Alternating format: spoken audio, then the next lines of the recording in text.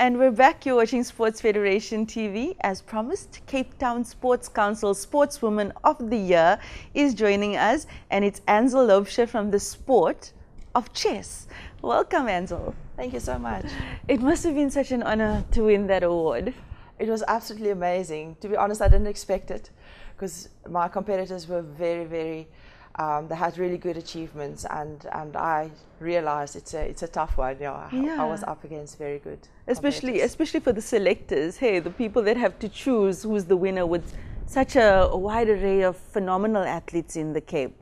Definitely, yes. Now, I'm gonna ask you to boast a little bit, because obviously you've got quite an impressive record over the last year to have been considered for the award. What were some of your top achievements?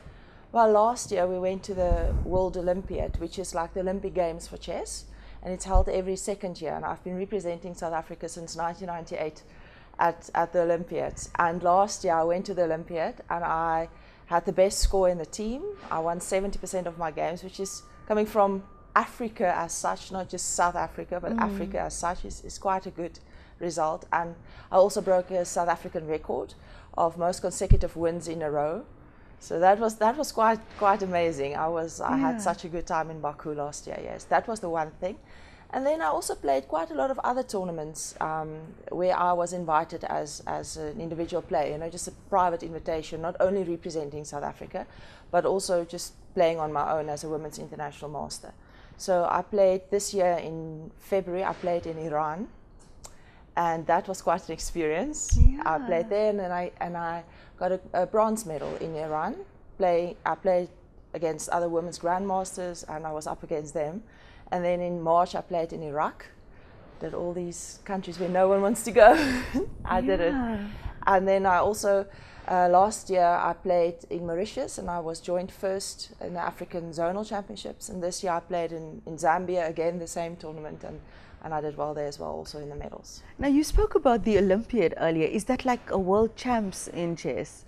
It's almost, I'll rather compare it to the Olympic Games. Wow. So it's all the countries would send their female and male team, or open team as they call it, open team, which can consist of male or females, and then a female team as well, women's team. So 5 players in a team, 4 play at a time, and we rotate. So each player gets some chance to rest or whatever. Like there were 11 rounds, and I only got 1 rest round. So I played 10 rounds at the Olympiad last year. It was quite exhausting, I must be honest. Yeah, I mean, all that thinking and anxiety. And so, you've mentioned Grandmaster, and you've mentioned Masters in your sport, and I'm sure that's got nothing to do with age. It's got to do with skill. So what are the different levels for the chess players? Definitely not age, I must say. Yeah. There are different levels. The highest level is the Grandmaster title, and then you have your International Master title just below that, and the other titles lower down. So I'm on my Women's International Master title, so next step, hopefully, Grandmaster title, yes. Grandmaster. Do you just compete against women in the sport? No. I play open tournaments as well, like the ones I mentioned are in Iran and Iraq and those places. I played in mixed sections, open section, played against men, can play against male grandmasters, women grandmasters, Excellent. International masters, doesn't matter. Yeah. Excellent. How did you get involved with the sport specifically? It was by accident. Yeah, I was 9 years old, and then I actually played netball as well, and the netball teacher was sick on that day, and she sent us with the cross-country players or runners, and I looked at this and I thought, I need to get out of that, and I saw, there's something happening in the chess or in the one classroom, so I just walked in there, pretended that I can play chess. I knew almost nothing, just looking at what the other people do, and I learned the game, and there was no turning back after that. No. Yeah, when it bites you, hey. Yes, whatever definitely. your passion is, sometimes it just finds you. So when did you realize then, I mean, from say your humble beginnings in the sport, that you wanted to compete on the highest level? Unfortunately, when I was a junior, we were not allowed to participate internationally due to sanctions and all that. And eventually in '98, South Africa selected the first ever female women's Olympiad team, or SA team, to compete at the Olympiad, and I was one of those players. I'm the only one still playing from back then, and since then the first opportunity I got, I took. that was the first time I could participate internationally. Internationally. So, yeah, so I grabbed the opportunity with both hats. Sure. Well, is it? How do the South Africans do at these international competitions? We more or less in the middle, you know, from Africa, from the continent of Africa, we at the top, or first, second, third, around there, depending on who's in the team, for all the other teams as well, not only for the South African team, but depends on who Egypt feels and Algeria. Those are our biggest competitors. But in the world, we're in the middle, kind of, yeah. What would you attribute that to? I think distance plays a factor.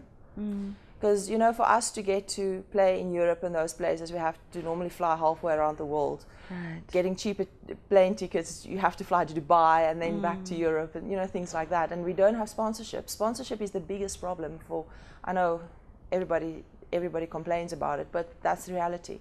So are those professional chess players that you are playing? I mean, being a master, you'd be seen as a professional chess player, but I mean, is in the other countries, is that what they do? They play chess? Yes, especially Right. in Europe and Asia, India, China, those places. The grandmasters normally play professional chess, but we do have grandmasters that juggle. You know, many chess players are professionals in career-wise as well, not only in sport, but some are psychologists or lawyers or doctors or whatever as well.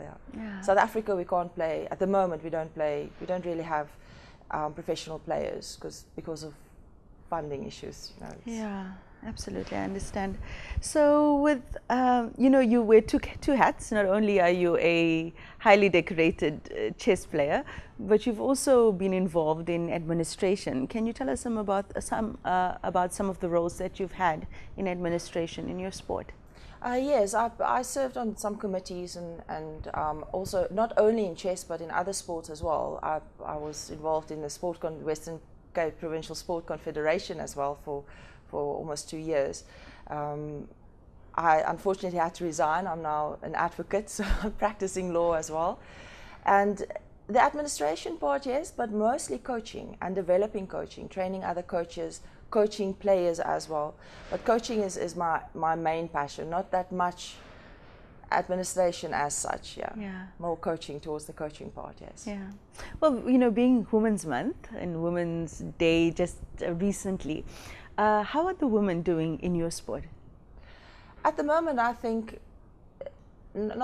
know mostly the women bring in us women bring in the medals. You know, when we play in Africa, especially, normally we have the men also do really well, but if you compare, the women normally brings in, you know, a little bit more medals. I'm probably going to get wrapped over the knuckles for saying this, but yes, the stats are stats. Medal count, yes, we're doing well. We're doing well, yes. All right. So you in the Western Cape itself, who are some of the other phenomenal chess players? Well, we are quite a few women international masters in the Western Cape, to be honest. It's quite a title. Hey, international master. Yes, definitely. And you will find that the Olympiad team normally is about 80% is from the Western Cape. Wow. And that's due to our club systems.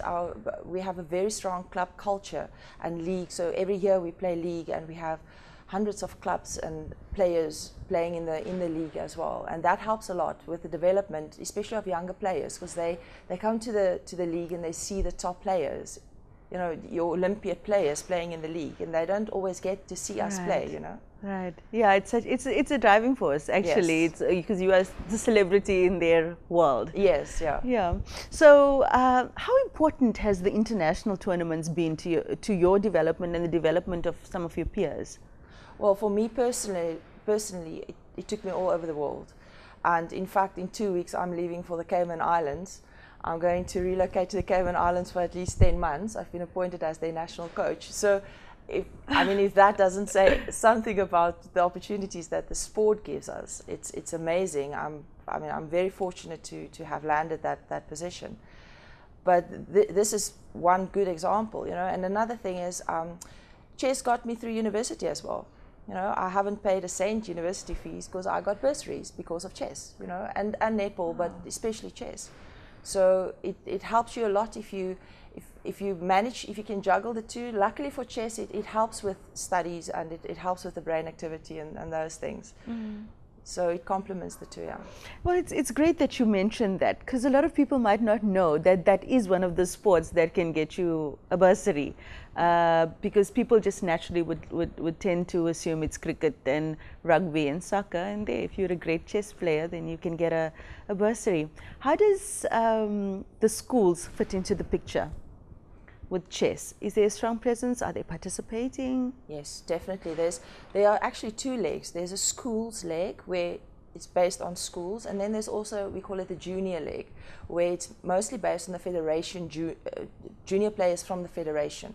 So every year we have a top schools championship, you know, where all the schools can participate and compete as a school, as a team, or individually. And then we also have a provincial structure where you qualify for your province. So you can play for Western Cape or Western Province or Cape Winelands or whichever district as well, and then compete at the South African Junior Championships, which is held normally in December or January each year. And every year we have about 2,000 players. It's amazing, just an entire big hall packed with junior players from the age of under 8. So sometimes you have even 6 or 7 year olds playing in the under 8 section, up to under 20. Sure, Anzel, you make chess sound so exciting. It is. Don't be surprised if you get all the rugby guys coming to register for your sport after the show. We had that. Oh, you've had that already. Okay. Well, how can people follow you? Well, I'm on Facebook and Twitter, Anzel Laubscher, and yeah, follow me. All right. And your federation itself, they have a Facebook presence? Yes, they do have Chess South Africa. Chess South Africa, yeah. And people can get information then on how definitely. to join the leagues. Well, once again, thank you, Anzel, and next time you're back as a Grandmaster. I hope so. Thanks for having me. I think that's your next level, natural next level. Thank you so much. All right. Well, folks, that's it for today. Remember, you can catch our show every Friday night at 9 p.m., repeated Saturday at 8 a.m. Remember, this is a sports show that takes care of all the sport in all of the Western Cape. And whatever sport you're playing this weekend, lekker speel.